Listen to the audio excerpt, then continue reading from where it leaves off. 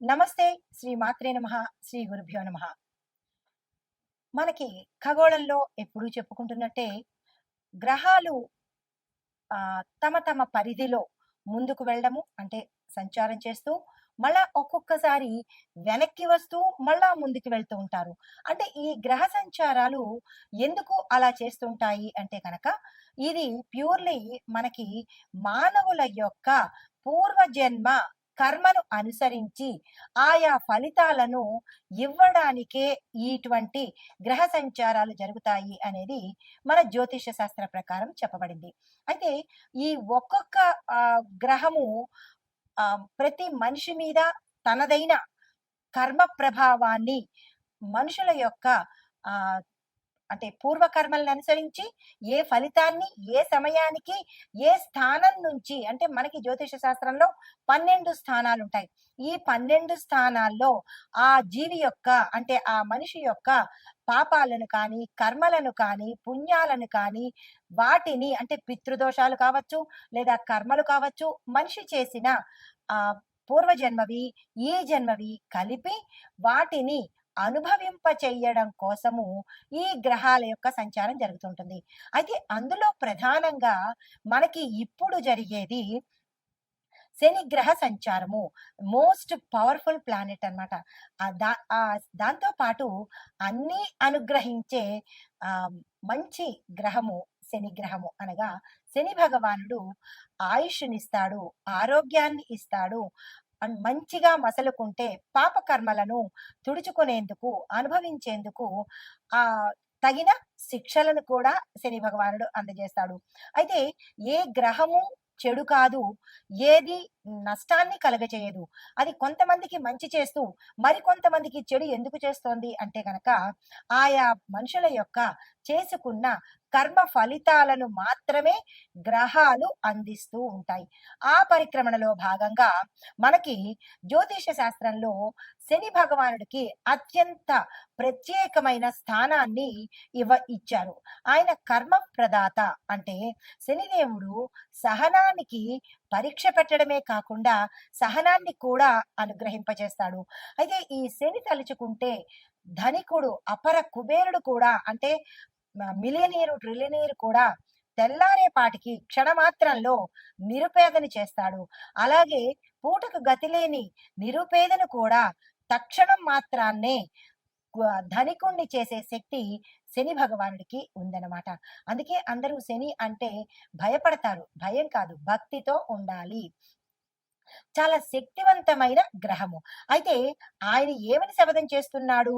ఈ మే నెలలో తన సంచారము అంటే మార్చి 29న శని భగవానుడి యొక్క సంచారము మనకి ఆహ్, మేషం నుంచి మొదలైంది. అయితే ఇప్పుడు మరలా వెనక్కి వెళ్ళి తిరిగి మళ్ళా తిరోగమన దశలో 138 రోజుల పాటు ఆహ్, గ్రహాల అంటే కొంతమందికి అంటే కొన్ని రాసుల వాళ్లకు చుక్కలు చూపిస్తాను అని శపథం చేసి మరి వస్తున్నాడు. ఎందుకు అలా అంటున్నాడు? ఎందుకు చుక్కలు చూపిస్తానంటున్నాడు అంటే, ఆయా జాతకులు అంటే ఆ రాసుల వాళ్ళు, ఆ నక్షత్రం వాళ్ళు గత జన్మ పాప కర్మలను తుడిచేందుకు ఈ సమయంలో తన తిరోగమన సమయంలో చాలా ఇబ్బందులకు గురి చేయబోతున్నాడు. ఆ రాశులు ఏంటంటే కనుక మేషరాశి, మిథున రాశి, సింహరాశి. అంటే మిగతా రాశులకు కూడా ప్రభావం ఉంటుంది. కానీ ఈ మేష, మిథున, సింహరాశుల వాళ్లకు చాలా చాలా చాలా గడ్డు కాలము, చాలా కష్టాలు పడవలసిన సమయము ఈ 138 రోజుల పాటు. అయితే క్లుప్తంగా చెబుతాను మేషరాశి వారికి, మిథున రాశి వారికి, సింహరాశి వాళ్ళకి. మరలా నేను చాలా ఏ ఏ రంగాల వాళ్లకు ఎలా ఉండబోతోంది అని చాలా వివరంగా మీకు తెలియపరుస్తాను. అయితే ముందుగా మేషరాశి వారికి ఈ శని తిరోగమన సంచారం వల్ల జాతకులకు విపరీతమైన కష్టాలను ఇవ్వబోతున్నాడు. ఏ పని చేసినా అవ్వకపోవడము, విఘ్నాలు కలగటము ఇలాంటివి చాలా కష్టకాలము, గడ్డు కాలము ఈ మేషరాశి వాళ్ళకి. ఎటువంటి పరిష్కారాలు కూడా లేనటువంటి కష్టాలను, ఇబ్బందులను 138 రోజుల పాటు ఇవ్వబోతున్నాడు. దీంతో పాటు కష్టాలతో పాటు ఆరోగ్యము కుటుంబ సమస్యలు అంటే విపరీతమైన ఆరోగ్య క్షీణత, కుటుంబ సమస్యలు, జీవితం అంతా అంటే ఈ 138 రోజుల పాటు తమకి తాము ఈ జీవితం వృధా అనుకునేలాగా ఈ మేషరాశి వారి మీదకి తీవ్రమైన ఒత్తిడిని తీసుకురాబోతున్నాడు. తర్వాత మిథున రాశి వారికి కూడా ఈ తిరోగమన సమయంలో 38 రోజుల పాటు తీవ్రమైన కష్టాలు పడనున్నారు. ఈ సమయంలో వీరికి ఉద్యోగాల్లో ఇబ్బందులు, ఉద్యోగస్తులకు అయితే కెరియర్‌లో ఇబ్బందులు, కొంతమందికి నష్టాలు ఉండడము, తర్వాత జీవితంలో కొన్ని ఇబ్బందులు కలగడము, ఆరోగ్యపరంగా వీరికి ఎటువంటి ఇబ్బందులు లేవు కానీ మిగతా నష్టాలను కలగజేయబోతున్నాడు. జాగ్రత్తగా ఉండవలసిందిగా చెప్పడమైంది. అయితే కొంతమంది కొన్ని నక్షత్రాల వాళ్ళు అనగా మిథున రాశిలో ఉండే అన్ని నక్షత్రాల వాళ్ళకి ఇది వర్తింపదు. కొన్ని నక్షత్రాల వాళ్ళకి మాత్రమే ఈ కష్టాలతో పాటు అనారోగ్యాన్ని కూడా అందించబోతున్నాడు. జాగ్రత్తలు తీసుకోండి. తర్వాత సింహరాశి అంటే నేను ముఖ్యంగా 3 రాశుల గురించి ప్రత్యేకంగా చెబుతున్నాను. తదుపరి మరలా అన్ని రాశుల గురించి వివరంగా తెలియపరుస్తాను.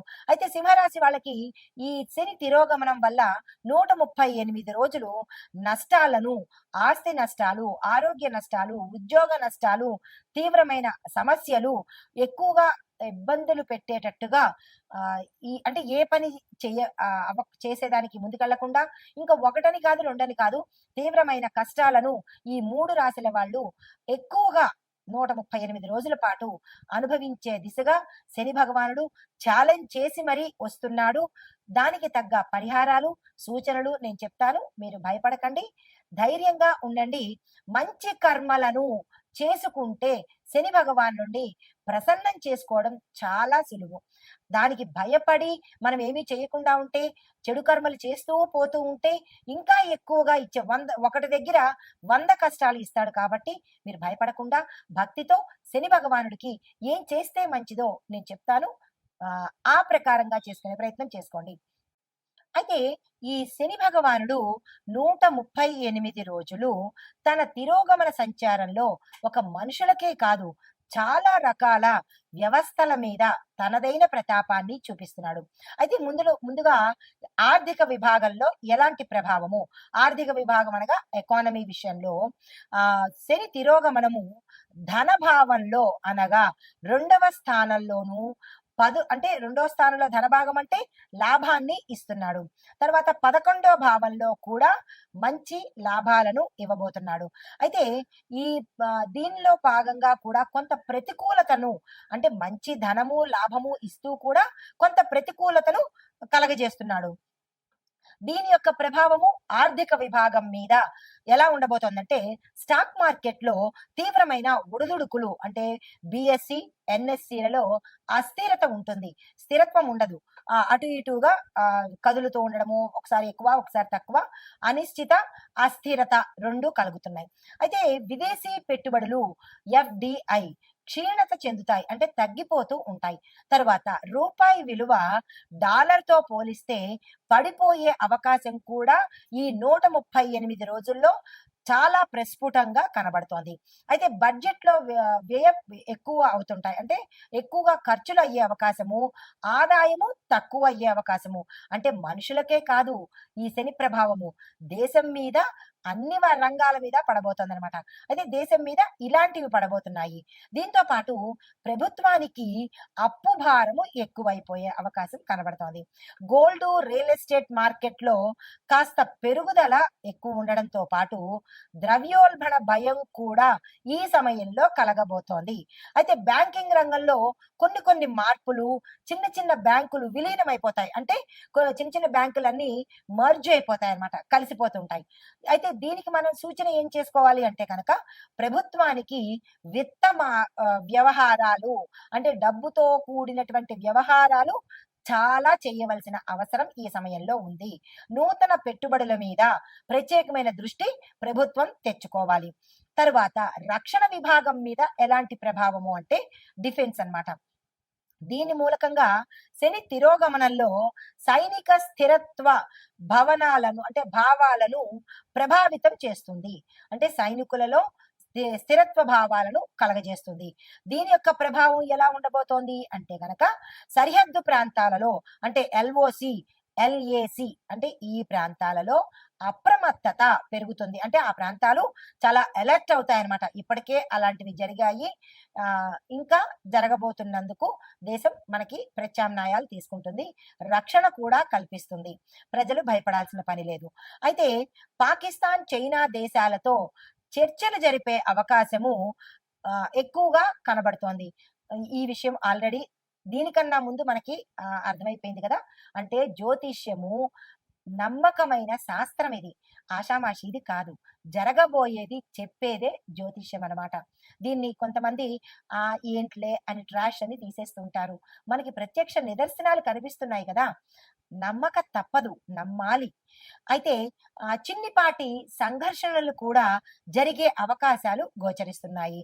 అయితే దేశీయ రక్షణ పరిశ్రమ అంటే మీడియా ఇనిషియేటివ్ కొన్ని బలహీనతలు బయటపడే అవకాశం కనబడుతోంది. అయితే సైనిక వ్యయాలు అంటే సైనికుల్ని మనం తెచ్చుకోవడం కోసం కొంత ఖర్చులు పెట్టవలసిన అవసరం కూడా ఈ సమయంలో కనబడుతోంది. మరి దీనికి సూచన ఏం చెయ్యాలి అంటే గనక రక్షణ రంగానికి బలమైన మద్దతును ఇవ్వాలి. వాళ్ళని బలోపేతం చెయ్యాలి. వాళ్ళని సపోర్ట్ చెయ్యాలి. సరిహద్దు ప్రాంతాల్లో ముందస్తు జాగ్రత్తలు తప్పనిసరిగా తీసుకోవాలి.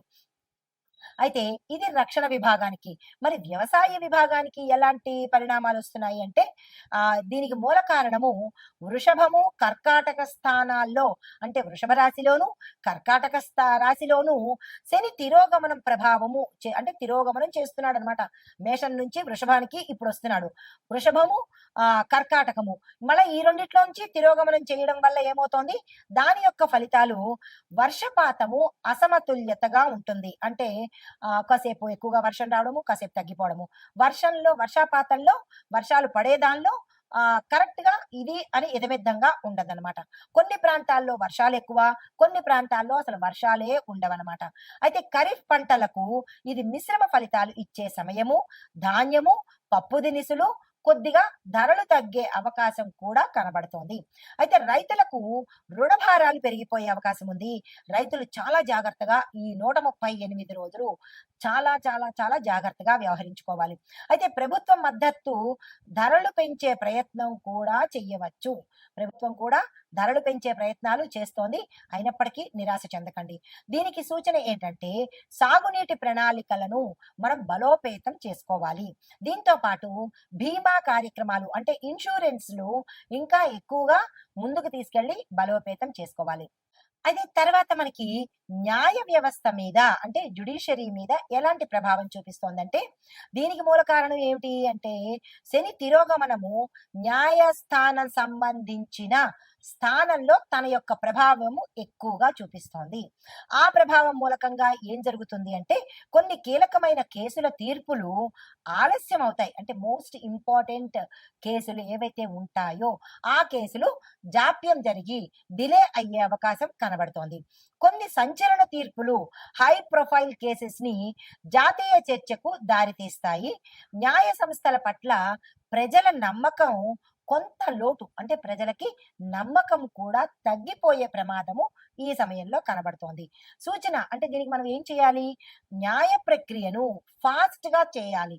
అంటే దీన్ని కొన్ని సంవత్సరాల పాటు అలా పొడిగించకుండా గతంలో అనేవాళ్ళు అట్లాంటి నానుడి ఇప్పుడు చెయ్యకుండా ఈ కేసు వచ్చిందంటే దాని పరిణామము అంటే ఆ కేసుని త్వరితగతిన క్లోజ్ చేసేటట్టుగా చేస్తేనే ప్రజలకు న్యాయ వ్యవస్థ మీద నమ్మకం పెరుగుతుంది. తర్వాత ఈ నమ్మకం పెరగడం కోసం తక్షణ చర్యలు తీసుకోవాలి. తర్వాత వాతావరణం మీద ఈ శని ప్రభావం ఎలా ఉండబోతోందంటే ఈ శని తిరోగమనము వాతావరణం మీద కూడా తీవ్రమైన ప్రభావాన్ని చూపిస్తున్నాడు. అవి ఎలాంటి ప్రభావాలంటే కనుక అకస్మాత్తుగా మిడిమిడి వర్షాలు పూర్తిగా కూడా కాదు, సగం సగం వర్షాలు, అటు ఎండ ఇటు వాన రెండు కలిపి ఉండేటట్టుగాను, పశ్చిమ మరియు తూర్పు తీరాల్లో తుఫాన్లు వచ్చే అవకాశం చాలా ఎక్కువగా కనపడుతోంది. అయితే కొన్ని చోట్ల తీవ్రమైన వడగండ్ల వానలు కూడా పడే అవకాశం కనబడుతోంది. హిమాలయ పరిసర ప్రాంతాల్లో, నార్త్ ఇండియా ప్రాంతాల్లో మంచుగడ్డలు ప్రవాహంలాగా వచ్చే అవకాశం కూడా కొన్ని చోట్ల కనబడబోతోంది. జాగ్రత్తలు తీసుకోండి. అయితే కొన్ని రాష్ట్రాల్లో ఉష్ణోగ్రతలు సాధారణ స్థాయికి మించిపోయి వస్తాయి. 44ని దాటి 50ని టచ్ చేసి 51 దాకా వెళ్ళే అవకాశాలు కూడా కొన్ని చోట్ల కనబడబోతున్నాయి. జాగ్రత్తలు తీసుకోండి. అయితే మరికొన్ని చోట్ల స్వల్ప భూకంపాలు కూడా వచ్చే స్థాయి కూడా ఇక్కడ గోచరిస్తోంది. చాలా జాగ్రత్తలు తప్పనిసరిగా ముందస్తు చర్యలు తీసుకోవాల్సిందిగా చెప్పడం జరిగింది. అయితే దీనికి సూచన ఏంటి మరి అంటే కనుక వ్యవసాయ వాతావరణ ఆధారితంగా ముందస్తు హెచ్చరికలు తప్పనిసరిగా తీసుకోండి. ఇందులో నేను చెప్పినవి ఏది అక్షరం పొల్లు పోవడం లేదు. ఎందుకు అంటే ఇది శాస్త్రపరంగా తీసుకొని చెప్పినవే తప్ప ఆషామాషిగా చెప్పిన విషయాలు ఇందులో ఒక్కటి కూడా లేదు. కాబట్టి చాలా జాగ్రత్తలు తీసుకుని దానికి తగ్గ సూచనలు చేసుకోండి. అయితే ఎక్కడికక్కడ ప్రభుత్వం కానీ, ఆయా ప్రాంతాల్లో ఉండే నాయకులు గాని హెల్ప్ డెస్కులు ఏర్పాటు చేయండి. తరువాత సామాజిక రాజకీయ స్థితి ఎలా ఉండబోతోందంటే సోషియో పొలిటికల్ సిచ్యుయేషన్స్, దీనికి మూల కారణం మన శని భగవానుడే. ఆయన ఏం చేస్తున్నాడు అంటే ఎక్కువగా వీటి మీద, ఈ దీని మీద సామాజికంగా ఎక్కువ ప్రభావాన్ని చూపించబోతున్నాడు. అయితే దాని యొక్క స్థితి ఎలా ఉండబోతోంది అంటే కనుక కొన్ని రాష్ట్రాల్లో రాజకీయ అస్థిరత, ఫిరాయింపులు అంటే ఒకళ్ళ మీద ఒకళ్ళు నెట్టేసుకోవటము, ప్రభుత్వంలో మార్పులు చేర్పులు కూడా జరిగే అవకాశాలు చాలా ఎక్కువగా కనబడుతున్నాయి. అయితే మరొక విషయము, ప్రజల్లో ప్రభుత్వ విధానాల మీద తీవ్రమైన అసంతృప్తి, ఇష్టం లేని తనము ఇక్కడ ఎక్కువగా కనబడే అవకాశం కనబడుతోంది. అయితే నిరసనలు, ఉద్యమాలు జరిగే అవకాశము, విస్తృతంగా పెరిగే అవకాశం కూడా ఇక్కడ చాలా ఎక్కువగా కనబడుతోంది. కొన్ని చోట్ల దళితులు, గిరిజనులు తమ హక్కుల కోసము పెద్ద స్థాయిలో ఉద్యమాలు కూడా జరిగే అవకాశాలు సూచనప్రాయంగా కనబడుతున్నాయి. కొత్త రాజకీయాల కూటములు ఏర్పడతాయి, పొత్తులు కూడా ఏర్పడే అవకాశం కనబడుతోంది. అయితే మరి దీనికి సూచన ఏం చేయాలి అంటే కనుక ప్రజల సమస్యలను తక్షణమే ఆలకించాల్సిన అవసరం తప్పకుండా ఉంది. రెండవది, మద్దతుదారులను చక్కదిద్దే రాజకీయ మౌలిక మార్పులను తక్షణమే తీసుకోవాలి. ఇవి మనకి చెప్పదగిన సూచనలు. అయితే ఆ ఓవరాల్ గా చూసినట్టయితే కనుక సామర్థ్యం ఉన్న నాయకత్వము, తరువాత సూక్ష్మ ఆర్థిక విధానాలు, బలమైన రక్షణ ప్రణాళికలు తీసుకుంటేనే కొంత రెమెడీస్ కల్పించే అవకాశం కనబడుతోంది. వీటి మీద తప్పనిసరిగా ప్రభుత్వం కానీ, ప్రజలు కానీ, నాయకులు కానీ దృష్టి పెట్టాల్సిన అవసరం 100% ఉంది. తదుపరి రాశి కర్కాటక రాశి. ఈ రాశిలో శని భగవానుడి యొక్క తిరోగమనము 8వ స్థానాన్ని, అంటే 8వ స్థానంలో సంచారం చేస్తూ ఉండడం వల్ల వ్యయాలు, మానసిక ఒత్తిడి, సంఘర్షణ, పెద్దవారికి అనారోగ్య సమస్యలు, అంటే మీ ఇంట్లో ఉన్న పెద్దవాళ్ళు ఎవరైతే ఉంటారో వాళ్ళకి అనారోగ్య సమస్యలు, నూతన పెట్టుబడులకు ఇది అస్సలు సమయం కాదు. ఇలాంటివి జాగ్రత్తలు తప్పనిసరిగా తీసుకోండి. ఆస్తి వ్యవహారాల్లో తీవ్రంగా నష్టపోయే అవకాశం ఈ సమయంలో కనబడుతోంది. అంటే మీరు ఆస్తులు కొనాలన్నా నష్టపోతారు, ఏదైనా ఎవరైనా ఆస్తి కొనుక్కోవాలన్నా నష్టపోతారు. కాబట్టి ఈ 138 రోజుల పాటు మీరు ఎటువంటి ధనపరంగా ఏ లావాదేవీలు, ఏ రంగంలో ఉన్న వాళ్ళు చెయ్యకండి. అయితే ఉద్యోగ వ్యాపారంలో చూసినట్టయితే ఉద్యోగస్తులు పని చేసే చోటు నుంచి, అంటే మీరు ఏ స్థానంలో అయితే పని చేస్తున్నారో, ఏ ప్లేస్ లో అయితే పని చేస్తున్నారో ఆ ప్లేస్ నుంచి మార్పులు ఎదుర్కోవాల్సి వస్తుంది. అంటే చేంజెస్ ఎక్కువగా కనబడుతున్నాయి. దీంతో పాటు వ్యాపారంలో ఒత్తిడులు, తీవ్రమైన స్ట్రెస్ కనబడుతోంది. అంటే మీ వస్తువు సేల్ అవుతుందా లేదా, లేదా వ్యాపారం కరెక్ట్ గా నడుస్తుందా లేదా, ఇలాంటి తీవ్రమైన ఒత్తిడులు మీరు ఎదుర్కొంటారు. దీంతో పాటుగా వ్యాపారస్తులకు, అంటే వ్యాపార, వర్తక, వాణిజ్య, పారిశ్రామిక రంగాల్లో ఉన్న ప్రతి ఒక్కళ్ళకి ఒక్కొక్కళ్ళకి మీ కింది స్థాయి వాళ్ళు మిమ్మల్ని మోసం చేసేటట్టుగా కనబడుతోంది. జాగ్రత్తలు తప్పనిసరిగా తీసుకోండి. అయితే ఒప్పందాల్లో మీరు గతంలో ఏదైనా ఒప్పందాలు చేసుకుందాము, మనం మే నెలలో మొదలుపెట్టుకుందాంలే మంచి రోజులు కదా అని అనుకుని, ఈ నెలలో ప్రారంభించాలి అని అనుకుంటే గనక అవి చాలా డిలే అయ్యేటట్టుగా కనబడుతోంది. అటువంటి డిలే అవుతోంది, ఆలస్యం అవుతోంది అని మీకు అనిపించిన వెంటనే దాన్ని ఆపేయండి. అంతేగాని ఇంకా ముందుకు తీసుకెళ్ళే ప్రయత్నం అస్సలు చేయకండి. తర్వాత ఆరోగ్యపరంగా చూసినట్టయితే గనక జీర్ణ సంబంధిత సమస్యలు చాలా ఎక్కువగా కనపడుతున్నాయి. మానసిక డిప్రెషన్స్, ఆందోళన ఎక్కువగా కనబడుతోంది. మరికొంతమంది తీవ్రంగా డిప్రెషన్‌లోకి వెళ్ళిపోయే అవకాశం కూడా ఇక్కడ కనబడుతోంది. సంయమనం పాటించండి. అంటే కొంతమంది డిప్రెషన్ ముదిరిపోయి పిచ్చిలోకి గూడా వెళ్ళిపోయే అవకాశము చాలా ఎక్కువగా ప్రస్ఫుటంగా కనపడుతోంది. జాగ్రత్తలు తీసుకోండి. మీరు చిన్నవాళ్ళైతే మీ పెద్దలు జాగ్రత్తలు తీసుకోండి. మీరు పెద్దవాళ్ళైతే కనుక మీ యొక్క పిల్లలు మీ పట్ల జాగ్రత్త తీసుకునేలాగా ప్రయత్నం చేసుకోండి. అయితే మీకు చెప్పదగిన పరిహారాలు శనివారం రోజు నల్ల ఉల్లిపాయలను దానంగా ఇవ్వండి. మీ యథాశక్తి దానంగా ఇచ్చుకోండి. దీంతో పాటు హనుమాన్ చాలీసాని ప్రతిరోజు చదవవలసిందే. మీకు మంచి కావాలి అని అనుకుంటే, ఇలాంటి వాటి నుంచి విముక్తి పొందాలి అని అనుకుంటే, హనుమాన్ చాలీసా ఒక్కటే రెమెడీ. దాన్ని మేము చదవలేము, మాకు సమయం లేదు అంటే, అది మీ ఇష్టము. అనుభవించడానికే రెడీ అవ్వండి. లేదు మేము తగ్గించుకుంటాము, అనుభవం తప్పదు, కానీ తీవ్రత తగ్గుతుంది కాబట్టి, హనుమాన్ చాలీసాని చదివే ప్రయత్నం చేసుకోండి. ఇవి ఈ రాశిలో ఉండేవారికి చెప్పదగిన గోచారరీత్యా ఫలితాలు, పరిహారాలు, సూచనలు.